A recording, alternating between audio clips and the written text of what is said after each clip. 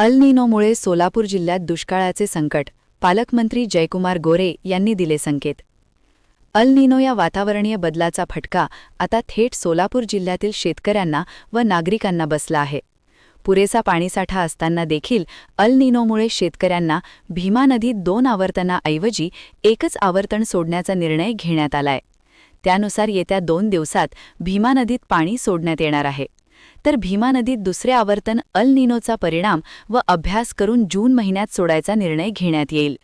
त्यामुळे सोलापूर जिल्ह्यात दुष्काळाचे संकट उभे ठाकले असल्याचे संकेत ग्रामविकास मंत्री तथा पालकमंत्री जयकुमार गोरे यांनी दिले आहेत. पालकमंत्री जयकुमार गोरे हे पंढरपूर दौऱ्यावर आले होते. यावेळी त्यांनी माध्यमांशी संवाद साधला. ऑगस्टपर्यंत पाणी पुरवण्याचे उद्दिष्ट आहे.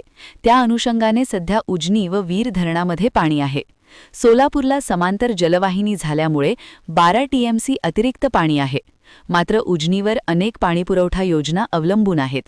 अल नीनोमुळे व दुष्काळाचे संकट लक्षात घेता लोकांनी पाणी जपून वापरण्याचे आवाहन पालकमंत्र्यांनी केले.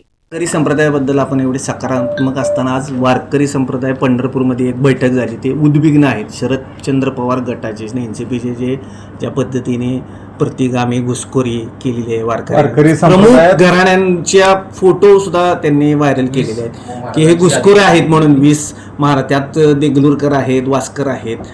तर काय म्हणजे हे आपण वारी जवळना बघितलेली आहे, स्वतः अनुभवलेली आहे. मला एवढंच सांगायचं आहे की आषाढी वारी असेल किंवा आणखी कुठली वारी असेल किंवा पंढरपूरमध्ये येणारा प्रत्येक वारकरी असेल, या सगळ्या व्यवस्थेमध्ये कृपा करून राजकारण आणू नये. याला वारकऱ्यांच्या या व्यवस्थेमध्ये चुकीचं कोणी वागू नये, चुकीच्या गोष्टी करायचा प्रयत्न करू नये.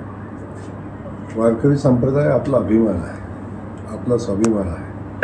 आणि अशा परिस्थितीमध्ये चुकीचं काहीतरी करून या संप्रदायाला बदनाम करण्याचं काम कुणी करू नये आणि आपल्या आयडिओलॉजी त्याच्यामध्ये घुसवण्याचाही कुणी प्रयत्न करू नये. ही माझी या निमित्ताने विनंती असेल. सगळ्यांनी समन्वयानं एकत्र येऊन पुढे गेलं पाहिजे. आणि आपण ज्या भक्तिभावानं विठुरायाची सेवा करतो किंवा या सेवेच्या माध्यमातून समाज एकत्र ठेवण्याचं काम आपण सगळे करत असू, त्याला कुठं डाग लागू नये याची काळजी आपण घेतली पाहिजे.